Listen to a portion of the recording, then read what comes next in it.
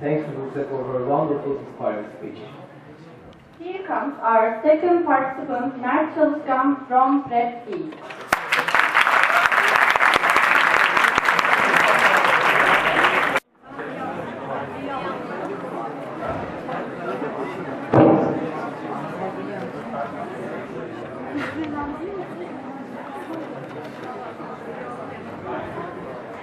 When you look at a starry sky like this, what do you think? What do you feel? Maybe you feel struck by the epic beauty. Maybe you think about the stars and what they are. Maybe you think about your loved ones, or like me, you may have an existential crisis for about an hour.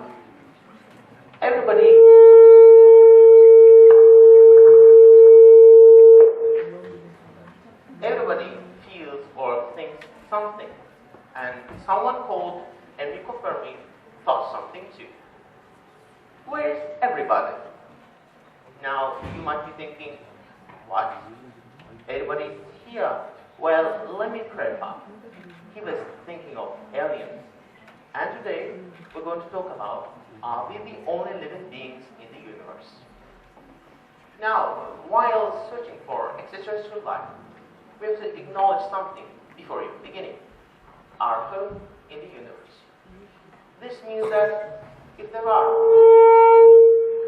are any super intelligent alien civilizations outside the Milky Way and are direct in their neighborhood, so-called the local grid, we would never come into contact with them because of the expansion of the universe and some overly complicated quantum physics.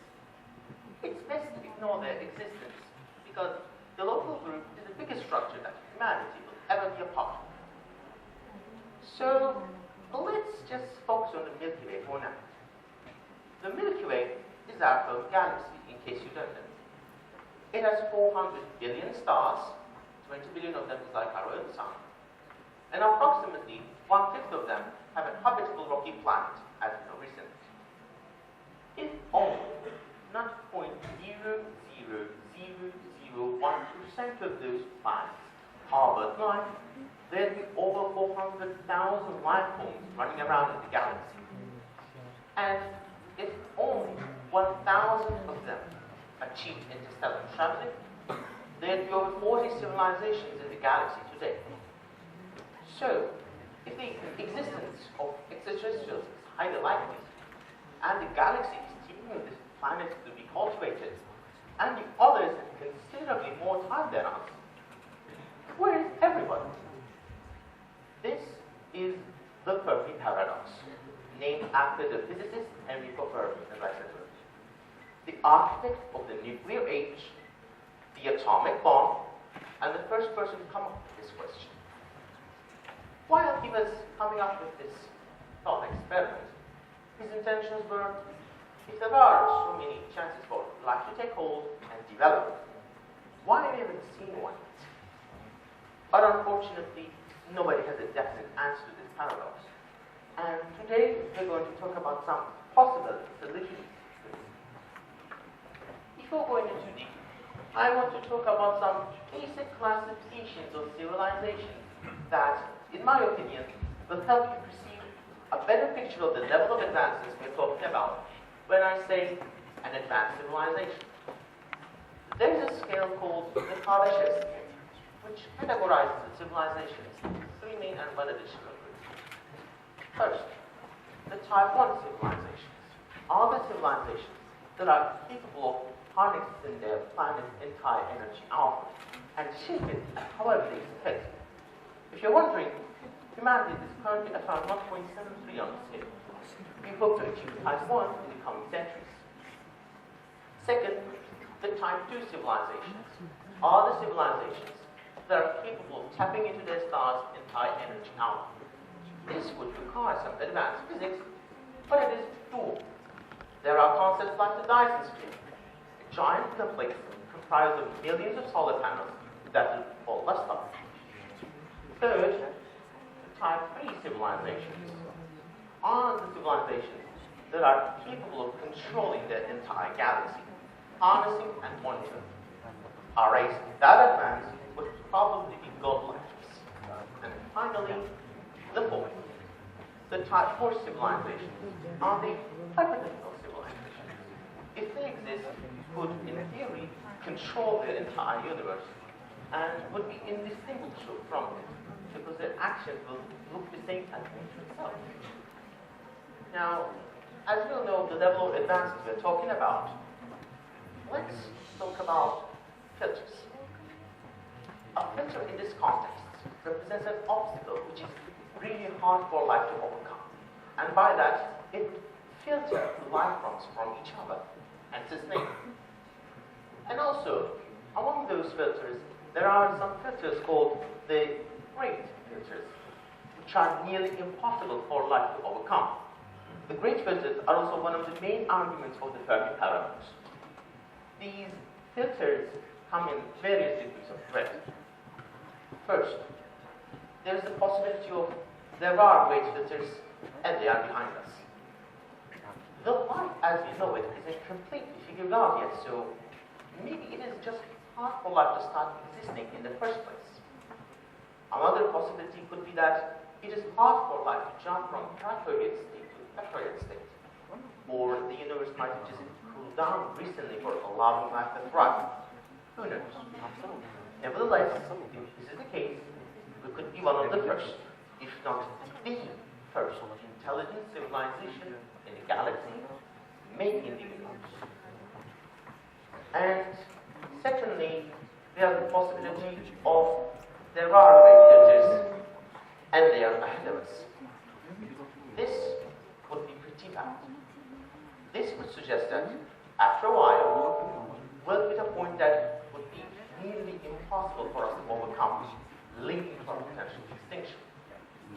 These great filters might be natural disasters like asteroids, gamma ray bursts, supernovae, or could even come from our own needs like climate change, nuclear war, depletion of resources. Or could it be the transaction between type 0 to type 1? Either way, if this is the case, we could be close to the end of humanity than we are to the beginning. Even though I strongly believe that the second possibility is highly likely, well, it's not necessary. Maybe our understanding of the filters is wrong because of the fact that we can only see a distance of 100 light years, which is nearly 1% of the galaxy. There is no need to say that we might have missed a few things. Then intelligent life exists?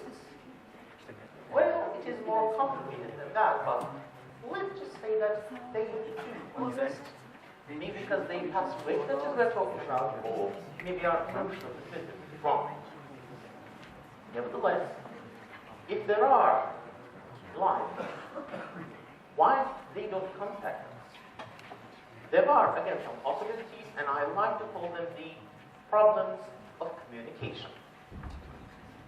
One, the aliens did visit the Earth. We just weren't there. We were on Earth for only 200,000 years. For a galactic timescale, it's just a blink of an eye. Therefore, aliens might have visited the Earth and dismissed it as devoid of intelligent life. A strong possibility is that our traveling will just me. Two, the galaxy is already being colonized and is in communication with each other. But we just live in an outskirts place of it. This is what we think of the galaxy. But this could be the reality. Maybe there are grandiose empires like Star Wars' empire near the galactic pole, our doorstep. But we might just be living in a faraway arm of the Milky Way that they don't see us. Three, there is no need for them to be visible to us or answer our call.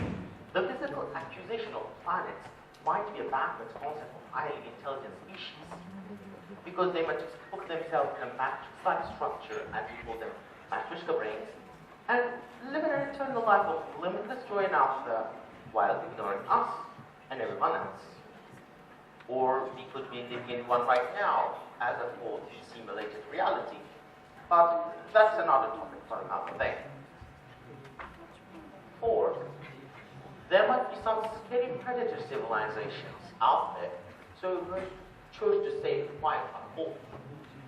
This would also suggest that we have screened our place to highly advanced hostile races that may wish to destroy us, like reapers in the Matrix. A lot of scientists, including scientists like Stephen Hawking and Paul Sagan, say that as the newbies of the galaxy we are, sorry for the discomfort, as the newbies of the galaxy we are, we should learn and care, listen and study our environment. Equally, before shouting blindly into an uncharted jungle. And last but not least, art. There is plenty of activity in the galaxy, but our technology is primitive. Think it is as like using a telegraph to text your friend who uses WhatsApp. There is no need to say that they will never hear from you, because your technology is too primitive and inferior to this. And when they try to text you back, you also wouldn't see it, because their technology is so superior to yours. This might be our case as the primitive ones in the galaxy. Maybe we are so primitive that we are unperceivable for others, or they might be undetectable for us, or they might be ignoring us on purpose. Whatever the case is, we might never know for sure, but we can only guess. All these supposed solutions to the Fermi paradox have one problem. We don't know where the borders of technology are. It could be close to the limits, or nowhere near it. One thing we have to acknowledge is that we really don't know anything. Humans have spent more than 90% of their time as hunter-gatherers. 500 years ago, we thought we were the center of the universe. 200 years ago, we stopped using human labors as the main source of our energy. And 30 years ago, we had an apocalyptic weapons pointed at each other because of political disagreements. In a galactic time scale, we are embryos. We have come far, still have a long way to go. And one kind of thought, maybe they're relevant. Right now, we have no evidence that there's life beside us. Nothing. The universe appears to be empty and dead. No one is sending us messages. No one is answering our calls. So maybe that's the reality. It could be completely alone, trapped in time, or smart hole in an eternal universe. Does that thought scare you? If it does, you're having the correct emotional reaction to it. In my humble opinion, if we let life on this planet die, there could be no life left in the universe. Life might be gone, maybe forever.